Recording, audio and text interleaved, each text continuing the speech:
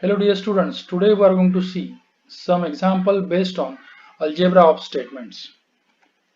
Initially, recall all these laws of negation. Also, we have discussed all these laws of logic in our last session.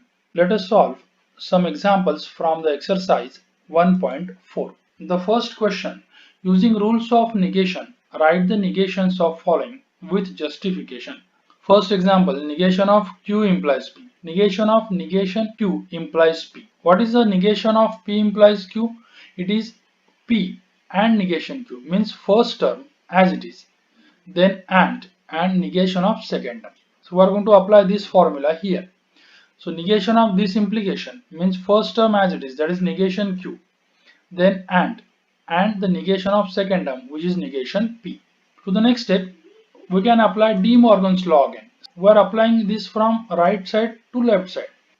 After applying this law, you can write negation P or Q. So this and becomes or when you write the negation common for both these terms.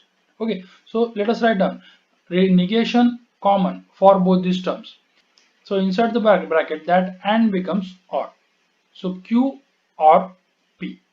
लक्षात झालं. या ठिकाणी लक्षात घ्या, आपण हा law इथून इथे तुम्हाला एरो दाखवला तसा राईट पासून लेफ्ट पर्यंत वापरतोय. आता इथे ऍक्च्युअली आपण लक्षात ठेवण्यासाठी असं म्हणायचं की आपण हा निगेशन कॉमन घेतला. ओके, तर या ठिकाणी अँडचं काय होईल, ऑर होईल. ओके, सो या ठिकाणी आपण तेच करतोय, निगेशन हे आपण कॉमन लिहितोय so that and becomes or. Okay, so this is the simplified form of this negation. Let us move to the second example, P and negation Q. Write down negation of this. Negation of this is equivalent to, as per the laws of negation, negation of P and Q is negation P and becomes or and negation Q. It is like negation P and becomes or and negation of negation Q. Look at here. So what is the negation of negation Q? To the next line, it is Q. So negation P or Q. Further, you can write negation P or Q. It is nothing but P implies Q. Recall conditional law. P implies Q is equal to negation P or Q. So this is the simplest form. Let us move to third example. What is the negation of this? Let us write down negation of this part. Now, as per the laws of negation for and, it will be negation of first part and becomes or and negation of r. Now again apply laws of negation to this bracket. So look at here, negation P or becomes and negation of negation Q and these terms as it is. Now to the next step, negation of negation Q is Q itself. So it is negation P and this is Q or negation R. That's all. Let's move to the fourth example. P implies P or negation Q. Let us write down its negation. Now applying negation of implication. What is the negation of implication? See, negation of implication is P and negation Q. So first term as it is and negation of Q. So apply that here. First term as it is, write down and negation of the second term. Second term means this bracket. Okay. Now again we have to apply negation on this bracket, means we have to apply the law of negation for all. Negation P or becomes and negation of negation Q. So this is like P as it is and as it is and applying the law here, negation P and negation of negation Q. But to the next step, negation of negation Q is Q itself. So P and negation P and negation of negation Q is Q. Now you can see this as a final answer in a textbook, but we can further solve it. Let us try. Okay, म्हणून मी आता पुढे red कलरने लिहितोय. तर या ठिकाणी मी काय केलं, associative law apply केला. म्हणजे हा जो ब्रॅकेट आहे that bracket is shifted to first two terms. Now see, this is and this is also and, so both are same connective, so you can shift this bracket to first two terms. Okay, so applying associative law, we can write P and negation P and Q. Now recall the laws of logic. This is P and negation P. Remember, when the term and its opposite means negation is there, it is a complement law. Okay, and when there is and between two complements, it is F. So it is F and Q. Okay, complement law P and negation P is F. लक्षात ठेवा, complement law कधी वापरायचा, जर एक term आणि त्याची opposite term म्हणजे negation term ही एकत्र असेल तर 100% तिथे कॉम्प्लिमेंट लॉ आहे. दोघांच्या मध्ये अँड असेल तर आपण एफ लिहितो आणि दोघांच्या मध्ये ऑर असेल तर आपण टी लिहितो.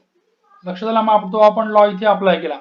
आता याच्या पुढे आपण आयडेंटिटी लॉ वापरणार and recall that identity law. P and F is equal to F. Okay, so Q and F is equal to F. So final answer is F. Let's move to the next example. Number 5. Negation of this. I am going to write like this, negation of this whole part. तर इथे implication आहे म्हणजे मला P implies Q चं negation वापरायला लागेल. Let's see. P implies Q चं negation काय? P and negation Q. So first term and negation of second. So first term as it is and negation of second. याच्यामध्ये आता second पार्टचं negation आपल्याला करायला लागेल म्हणजे इथे अँड याचा अर्थ आपल्याला डी मॉर्गन्स लॉ वापरायला पाहिजे. या ठिकाणी अँडचं काय होईल तर ऑर होईल आणि या दोघांचे निगेशन होतील. So let us see first term as it is and as it is. इथे negation P or negation of negation Q. Now to the next step. Negation of negation Q is Q itself. So this is like first term as it is and as it is. त्यानंतर इथे negation P or हा Q झाला. Q. आता लक्षात घ्या negation P or Q याचा अर्थ हे पी इम्प्लाइज क्यू आहे. लक्षात घ्या कंडिशनल लॉ आठवायचा. तसंच इथे निगेशन क्यू ऑर पी आहे म्हणजे हा क्यू इम्प्लाइज पी होईल. आपण त्यासाठी काय करूया यांना इंटरचेंज करून घेऊया म्हणजे आपण इथे कम्युटेटिव्ह लॉ वापरायचा. So applying commutative law it is negation Q or p and this term as it is. Now as per the conditional law negation Q or P is Q implies P. Negation P or Q is P implies Q. Okay, so Q implies P and P implies Q. It means P double implies Q. This is the final answer. Let's move to the next example. Negation of this part means negation of this bracket. Now there is OR between them, so we have to apply De Morgan's law or the law of negation of OR. Okay, so when we apply the law of negation, it becomes negation of first term and negation of second term. So this is equal to negation of first bracket and negation of this second bracket. आता आपल्याला पुन्हा एकदा या दोन्ही bracket साठी D Morgan's law apply करायला लागेल म्हणजेच लॉ ऑफ निगेशन अप्लाय करायला लागेल ऑर साठी आणि अँड साठी. मग आपण डायरेक्टली इथे अप्लाय करणार आहोत. बघा इथे निगेशन अप्लाय केल्यावर काय होईल निगेशन ऑफ निगेशन पी म्हणजे पी होणार. या ऑरचा अँड होईल आणि निगेशन ऑफ निगेशन क्यू म्हणजे क्यू होईल. आणि अशाच पद्धतीने इथे see this becomes P and Q. This and as it is negation of P or negation of negation Q म्हणजे क्यू. लक्षात आलं? टेक्स्टबुक मध्ये आपल्याला हे फायनल आन्सर म्हणून दिलेलं आहे पण हे आपण पुढे पण सुद्धा सॉल्व्ह करू शकतो. समजा एखाद्या मार्कासाठी एक्झाम्पल असेल तर आपण इथे येऊन थांबू शकतो पण एखादा एमसीक्यू टाईपचा एक्झाम्पल असू शकतो ज्याच्यामध्ये त्याच्या पुढेही सॉल्व्ह करून फायनल आन्सर विचारलेला असू शकतं किंवा आपल्याला हा जास्त 3 किंवा 4 मार्कला जर विचारला असेल तर आपल्याला पूर्ण हे एक्झाम्पल सॉल्व्ह करून दाखवायला लागेल. ओके, जर लक्ष द्या इथे आपण आता डिस्ट्रीब्युटिव्ह लॉ वापरणार आहोत. या ठिकाणी आपण डिस्ट्रीब्युटिव्ह लॉ जरासा रिवाइज करूया. See p and q or r असं जर असेल तर आपण काय करतो पी ने पहिल्यांदा क्यू बरोबर कॉम्बिनेशन घेतो आणि त्यानंतर पी ने आर सोबत कॉम्बिनेशन घेतो. म्हणजे आपण इथे म्हणणार पहिल्यांदा p and q or p and r. लक्षात झालं? म्हणजे p and q or p and r असं कॉम्बिनेशन घ्यायचं. लक्षात झालं का? आपण आता याच पद्धतीने जाणार आहोत पण या ठिकाणी लक्षात घ्या आपले दोन टर्म्स आहेत ब्रॅकेटमध्ये. ओके, पण त्याला आपण सिंगल टर्म असं ट्रीट करून आपण डिस्ट्रीब्युटिव्ह लॉ अप्लाय करणार आहोत. Okay, let us see treat this as a single term. So आपल्याला काय होईल बघा हा पी अँड निगेशन पी मध्ये ऑर येईल आणि हा समजा आपण पी म्हटला अँड क्यू असं येईल. So look at this distributive law this part and negation Q मध्ये or again this part and Q this part and Q. अशा पद्धतीने आपण डिस्ट्रीब्युटिव्ह लॉ वापरला. आता या ठिकाणी बघा आपल्याला इथे पी आणि निगेशन पी यांना एकत्र घेऊन सिम्प्लिफाय करता येईल. मग त्यासाठी आपल्याला पहिल्यांदा या दोघांच्या मध्ये कम्युटेटिव्ह लॉ वापरायला लागेल म्हणजे पी ला आपण इथे शिफ्ट करूया आणि क्यू ला इथे शिफ्ट करूया. ओके, तसंच आपल्याला इथे क्यू आणि क्यू एकत्र घेता येईल पण आपण ते नेक्स्ट स्टेपला करू. पहिल्यांदा इथे आपण कम्युटेटिव्ह लॉ वापरूया. सो क्यू अँड पी केलं. Okay, this part as it is, remaining part as it is, applying commutative law. Now see there is and both are same, so you can shift this bracket next to terms. या ठिकाणी दोन्ही same connective आहेत म्हणजे आपण हा जो bracket आहे या पुढच्या दोघांमध्ये शिफ्ट करू शकतो. याला आपण असोसिएटिव्ह लॉ असं म्हणतो. म्हणजे बघा इथे मी दाखवलंय Q as it is P and negation P यांच्यामध्ये मी ब्रॅकेट टाकलं आणि हा P as it is and as it is Q and negation Q यांच्यामध्ये मी ब्रॅकेट टाकतो. ओके, आता इथे ब्रॅकेटचा थोडा कलर चेंज झालाय, पण तो ऍडजस्ट करून घ्या. This is what associative law. Okay, आता इथे आपण हे एकत्र केलेलं आहे. याच्यामध्ये बघा पुन्हा मगाशी सांगितल्याप्रमाणे P अँड निगेशन P म्हणजे हे P आणि निगेशन P हे अपोजिट टर्म्स आहेत, म्हणजे यांच्यामध्ये आपण कॉम्प्लिमेंट लॉ वापरू शकतो. अपोजिट टर्म्सच्या मध्ये अँड असेल तर त्याचं आन्सर येतं F, कॉम्प्लिमेंट लॉ. आणि हे दोन्ही सेम आहेत, Q आणि Q दोघांच्या मध्ये अँड आहे. सो जर दोन्ही सेम असतील तर त्यांचा आन्सर मध्ये अँड असो किंवा ऑर असो, आन्सर तेच सेमच येणार. So the answer is Q, which is the very first law, which is idempotent law. लक्षात आलं का, पहिलाच लॉ आहे. त्यामुळे या ठिकाणी ते दोन्ही लॉ आपण इथे अप्लाय करूया. सी फर्स्ट लॉ इथे या दोघांच्या मध्ये F आला. ओके, कॉम्प्लिमेंट लॉ आणि या दोघांच्या मध्ये Q अँड Q म्हणजे Q आला, which is nothing but idempotent law. Okay, आता इथे Q अँड F आहे, याचा अर्थ आपण इथे आयडेंटिटी लॉ वापरू शकतो. Okay, see Q and F is F itself. Okay, or this part as it is, applying identity law. And again F or P and Q म्हणजे F or something जर असेल तर आपल्याला पुन्हा सेम थिंग मिळते. Okay, recall F or P किंवा P or F is equal to P. त्यामुळे F or P and Q is equal to the same thing, means P and Q. So this is the simplified form of the negation of this example. Rewrite the following statements without using if then.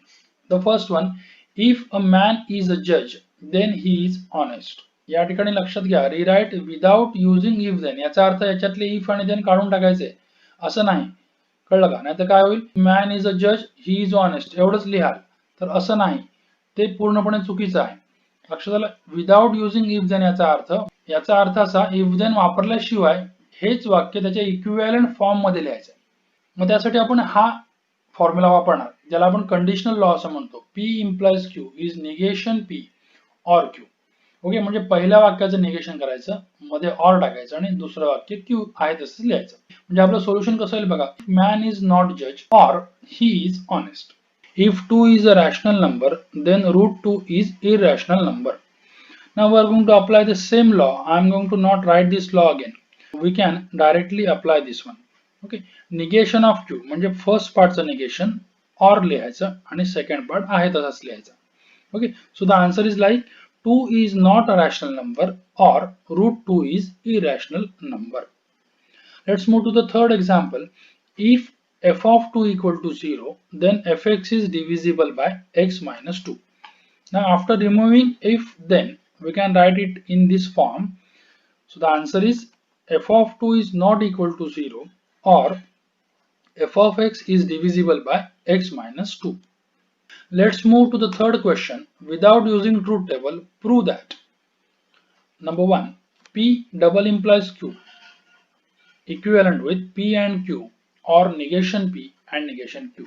आपण सुरुवात करूया left hand साइडने. P double implies Q. आपल्याला माहिती आहे P double implies Q means P implies Q and Q implies P. But again further, P implies Q means what? Negation P or Q. This and as it is, Q implies P means negation Q or P. आपण by conditional law मध्ये हे दोन्ही steps बघू शकतो. आता इथे आपण काय करणार आहोत, डिस्ट्रीब्युटिव्ह लॉ वापरणार. पण त्यासाठी आपण थोडा काय करूया, नंबर साठी तो लॉ कसा वर्क करतो हे आपण बघूया. A plus b into C plus d. आपण ह्या दोन ब्रॅकेटचं मल्टिप्लिकेशन कसं करणार, तर आपण सी प्लस डी ला as a single term consider करूया. पहिल्यांदा आपण ए ने याला मल्टिप्लाय करणार, म्हणजे आपण लिहिताना लिहिणार A into C plus D. Okay, याला आपण एक ब्रॅकेट टाकूया, म्हणजे ही आपली एक टर्म झाली. त्यानंतर आपण सेकंड स्टेपला काय करतो, आपण या बी ने या टर्मला मल्टिप्लाय करतो, म्हणजे आपण इथे मध्ये लिहिणार plus b into C plus d. आपण त्याला आपण ब्रॅकेट टाकूया बी इंटू सी प्लस डी. लक्षात आलं. तर याच पद्धतीने आपण डिस्ट्रीब्युटिव्ह लॉ अप्लाय करणार आहे. म्हणजे या ठिकाणी बघा, आपण काय करूया, या टर्मला सिंगल कन्सिडर करूया आणि निगेशन पी चं याच्याबरोबर कॉम्बिनेशन घेऊ आणि नंतर क्यू चं याच्याबरोबर कॉम्बिनेशन घेऊ.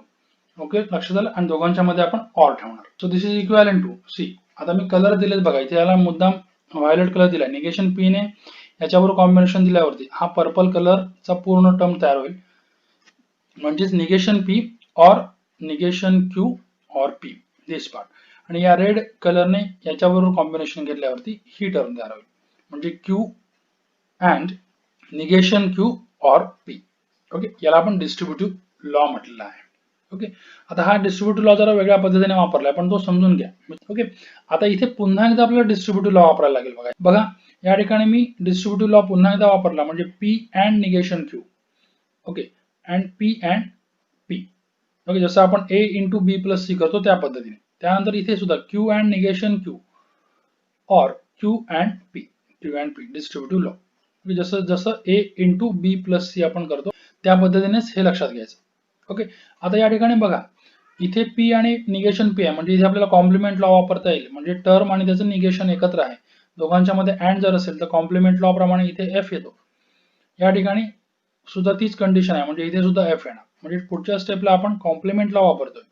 या ठिकाणी बघा ही टर्म ॲज इट इज, इथे आपला एफ आला, या ठिकाणी एफ आला, and next term as it is.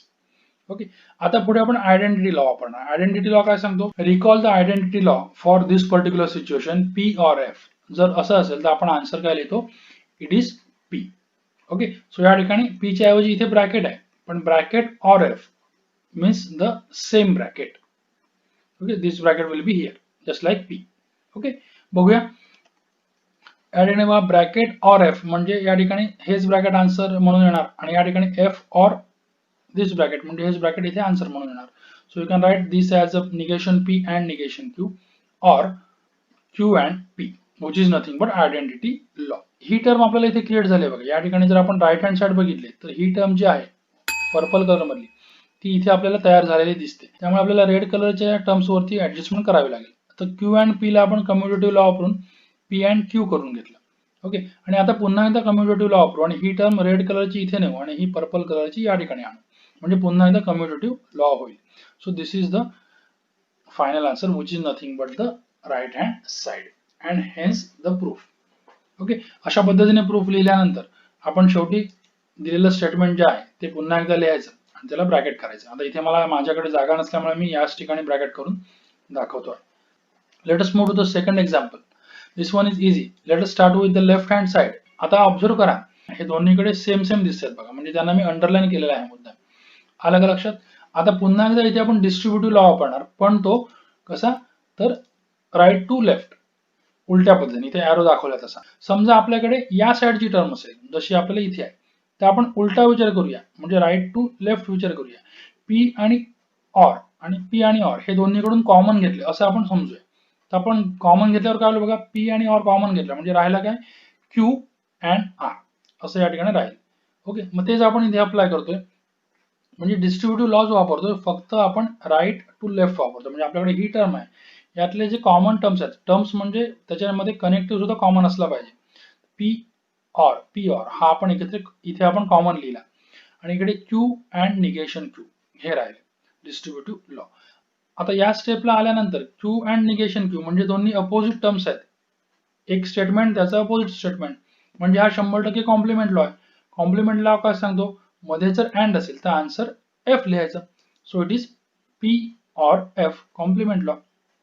Okay, आणि आता मगाशी जसं बघितलं आपण त्याच पद्धतीने पी ऑर एफ जर असेल तर आपला आन्सर काय येणार?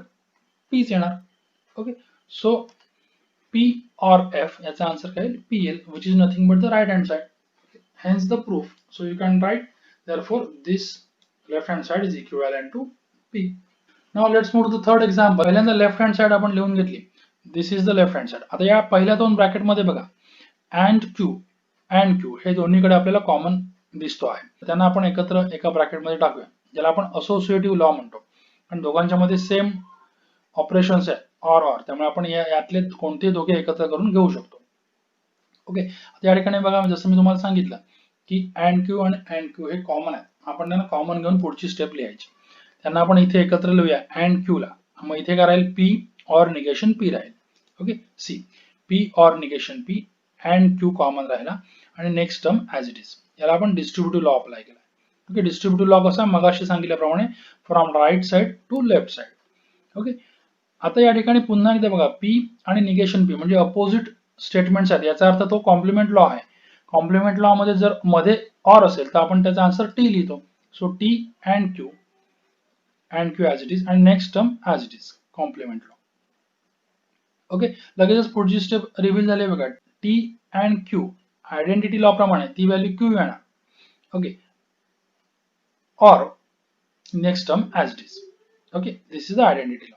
आता आपण इथे डिस्ट्रीब्युटिव्ह लॉ अप्लाय करायचा. पुन्हा एकदा आपण बघूया. P or Q and R जर असेल तर आपण काय करतो, P or Q आणि P or R लिहितो, बरोबर आहे. P or Q and P or R असं लिहितो. Just like A into B plus C, त्याच पद्धतीचे हे आहे. ओके, सो लेट अस अप्लाय. ओके, इथे बघा Q आहे, Q or P and Q or negation Q. So this is distributive law. Q or P and Q or negation Q. आता यांना मी red मध्ये दाखवले कारण काय, हे पुन्हा इथे आपण कॉम्प्लिमेंट लॉ अप्लाय करू शकतो. दोन अपोजिट टर्म्सच्या मध्ये और आहे, याचा अर्थ त्याचा आन्सर येणार T. ओके, आता पुन्हा जसा इथे आपण आयडेंटिटी लॉ वापरला, T and Q is equal to Q, तसंच आपण T and this part is the same part which is nothing but the identity law. आणि आता तुम्ही बघू शकता हा पार्ट म्हणजे Q or P हा इथे दिसतोय. आपण तिथे कम्युटेटिव्ह लॉ वापरूया, म्हणजे P or Q झाला, म्हणजे दोन्ही आपण इंटरचेंज करून घेतले. ओके, याचा अर्थ this left hand side is equal to right hand side and hence you can write this is equal to P or Q. आता आपण लास्ट एक्झाम्पल कडे जातोय. Let us start with the left hand side. This one is very easy. Negation of P or negation Q implies P and negation Q. या ठिकाणी P implies Q चं निगेशनचा formula आपण वापरणार. Okay, P implies Q चं negation काय लक्षात घ्या. What is the negation of P implies Q? Recall that is P and negation Q. याचा अर्थ first term as it is, then write down and write down the negation of second term.